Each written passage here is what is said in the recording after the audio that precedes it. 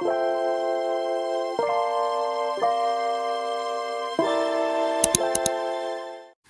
hello everyone, and I hope everybody is having a happy Monday. So guys, I am here with mental health moments to talk to you about mental health and it being in our community and how we may know someone that's going through mental health. And I just come on to tell you about the different types of mental health.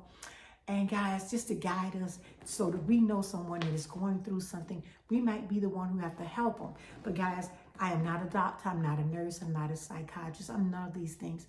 I'm just a lady who's in her community trying to talk about mental health and letting you know if you have some issues with mental health, it is okay as long as you try to get the help you need.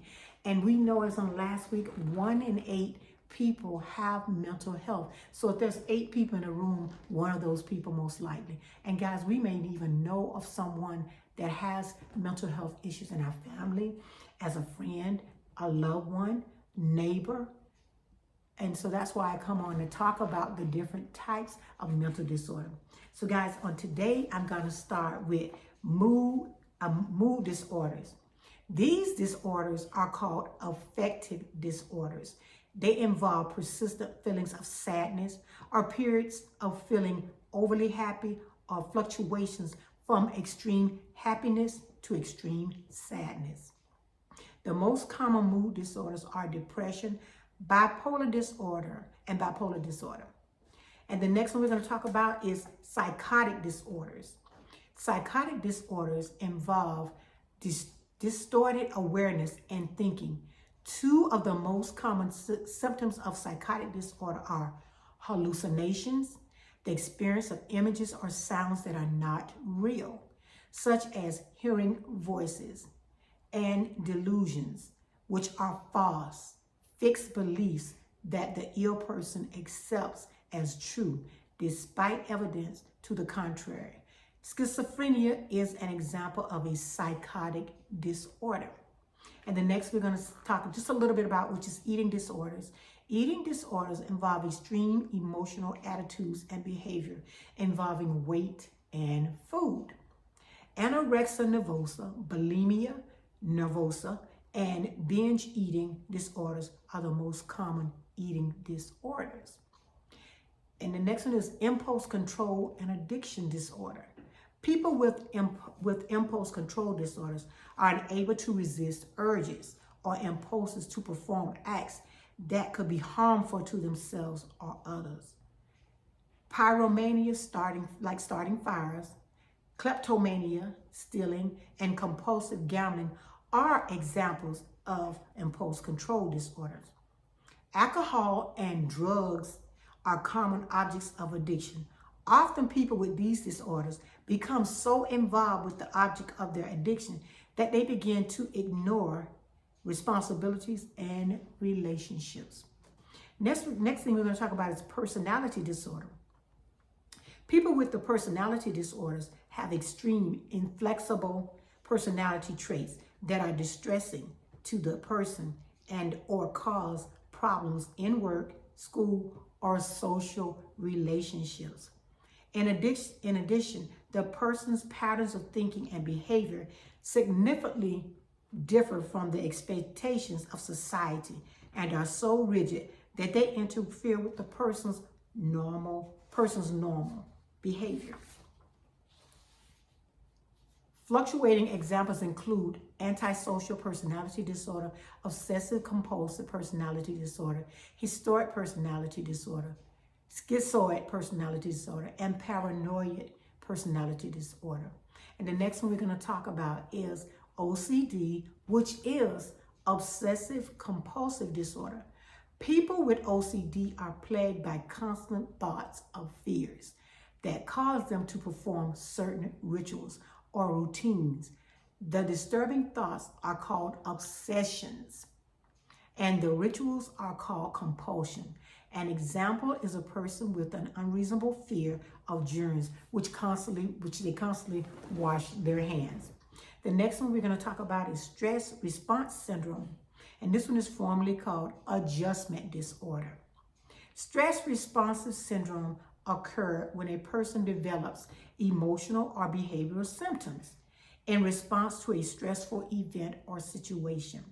The stressors may include natural disaster, such as an earthquake, tornado, event or crisis, such as a car accident or the diagnosis of a major illness or interpersonal problem, such as a divorce, death of a loved one, loss of a job, or a problem with substance abuse.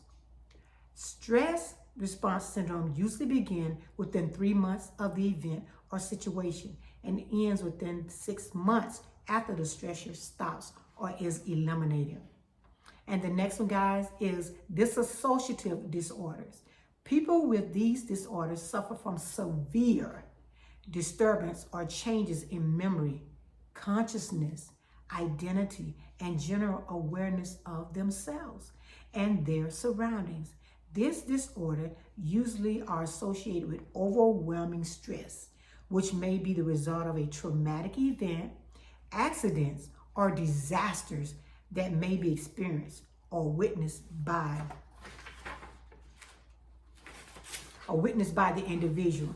Dissociative identity disorder, formerly called multiple personality disorder or split personality, and depersonalization disorder are examples of dissociative disorders.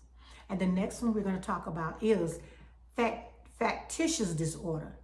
Factitious disorder are conditions in which a person knowingly, intentionally creates or complains of physical and or emotional symptoms in order to place that individual in the role as a patient or a person in need of help. So guys, like I always tell you, there's so many different types of disorders. The next one I'm going to read is somatic system disorder.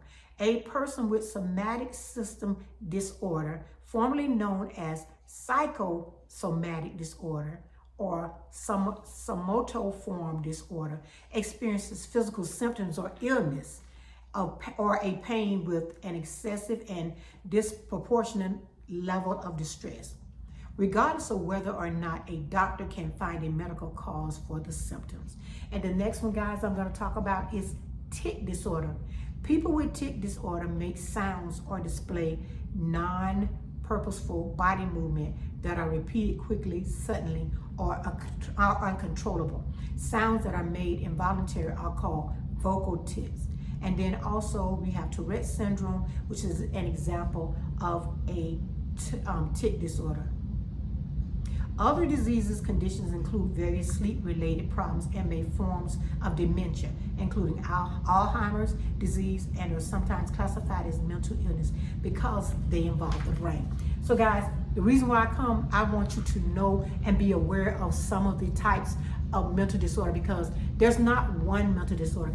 As you know, I've been doing this for a while, and each time I try to bring out different types of mental disorders, and that's the most important thing to me. I tell you guys different types, so if you know someone going through something, you might be that person that has to guide them to someone to get the help that they need. That's why I come in and talk about it. Please guys, don't be ashamed if you are having a disorder. Get the help you need. How are you going to be the best you that you can be if you're not taking care of you? Mental health is real. You're going to meet someone and you're going to know, or you're going to experience someone in your lifetime that has a mental disorder. But guys, all I can tell you is, if you know of this and you know they're not getting help, reach out, guys. Try. Even sometimes they might not even want you to know, or something like that. Or if someone confides in you guys and they tell you some things they are going through, guys, believe them, because mental health is real. Like I say, guys, I'm seeing a therapist because I needed help. And as we begin to go through some things, we're peeling back the onions and we're finding out some things. And I just thank God for having her, because with some other things I'm having going on, she has really been able to help me. So guys, I am not going to keep this video much longer. Think about it, guys. Pray about it, because we all know someone that's going through something, and we always want to be a help to them. So guys, don't want to make my video long. Don't forget to like, hit that notification bell, and share the video. So each time I load up a video, guys, you can see me talking about the mental health piece. So guys, make sure you have a great Monday. And don't forget, guys, mental health is real. Have a blessed one. Thank you.